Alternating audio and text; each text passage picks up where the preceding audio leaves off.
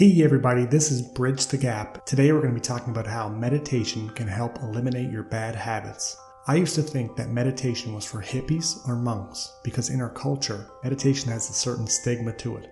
Many people assume that it has no practical application in the real world.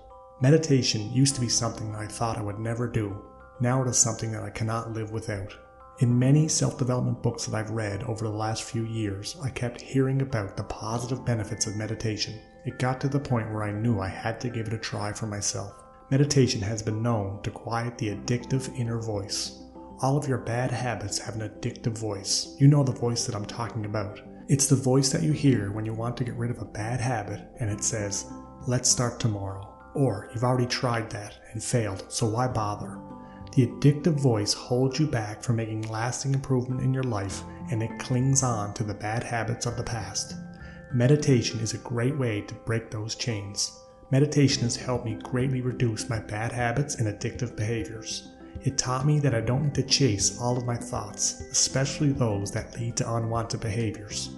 To use an analogy, think of a dog chasing cars. The first car that it sees, it starts to chase it. But then when it sees another car, it starts to chase that one. As people, we often chase our thoughts in much of the same way. We rush from one thought to another. Sometimes we have so many thoughts that we don't know which one to chase. The addictive voice often blends in with our other day-to-day thoughts and we begin to act on harmful behaviors without even realizing it. As neuroscientist Joe Dispenza put it in his book, Breaking the Habit of Being Yourself, 95% of who we are by the time we are adults is a memorized set of habits, behaviors, emotional reactions, hardwired attitudes, beliefs, and perceptions that run like a computer program. So people can say with 5% of their unconscious mind that they want to be healthy and happy and free, but the body is on a whole different program. This is where meditation comes in. You can teach people to change their brainwaves, to slow them down, and when you do that, you enter into the operating system where you can make some real changes. Meditation allows the brain to ramp down, and you train yourself to focus on one thought at a time.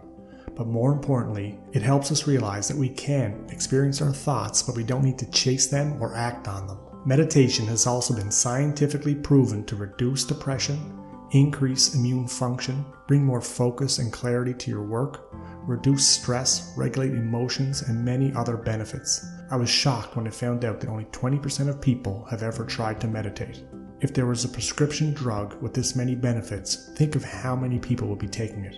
However, studies show that the biggest reason people don't meditate is because they say they don't have the time. But as Vishen Lianke, author of The Code of the Extraordinary Mind, put it, saying you don't have time to meditate is like saying you are too hungry to eat. You will notice substantial positive benefits of meditating even if you do it just for 15 minutes a day. It can have a positive effect on many areas of your life, and it's a big area that we cannot neglect. The other reason many people don't meditate is that they feel they won't be good at it. But as Emily Fletcher, founder of Ziva Meditation, stated, we don't meditate to get good at meditation. We meditate to get good at life. Meditation shouldn't be a stressful experience. You can't stop thinking, no more than you can stop your heart from beating.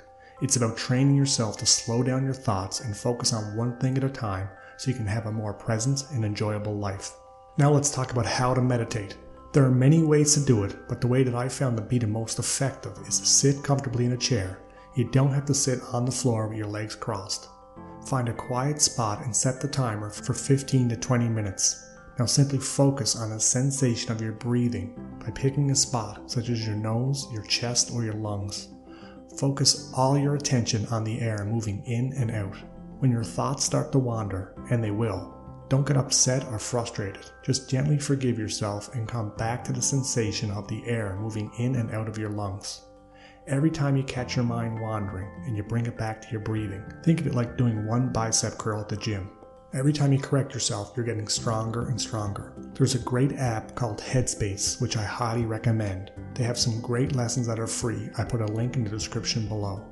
The second type of meditation that I do every day is called the 6 Phases Guided Meditation by Vishen Lianke. This meditation walks you through the 6 phases, which consist of compassion, gratitude, forgiveness, visualization, daily intention, and a blessing. This meditation always improves my state and allows me to focus on all the positive things in my life in the current moment while also visualizing about my ideal future. It takes about 20 minutes to complete. I put a link to that video in the description below. Think of meditation like exercising at the gym. The more consistent you are, the more often you do it, the better your results will be. It's not something that you try one time and you expect amazing results. Meditation is like any other skill. The more you practice it, the more results you'll see. Just try it for 30 days and think about before and after you do it, if you're less stressed, if you feel more focused, if you're calmer, if you're more thoughtful. Ask yourself, are you better able to recognize your thoughts, the ones that arise that lead you to the path of action that you know you're going to regret? It's important to remember that you are not your thoughts, you are your actions. I'm confident that if you give meditation a chance, you won't regret it. If you'd like to hear more videos on becoming your best self, please subscribe to my channel. Thanks.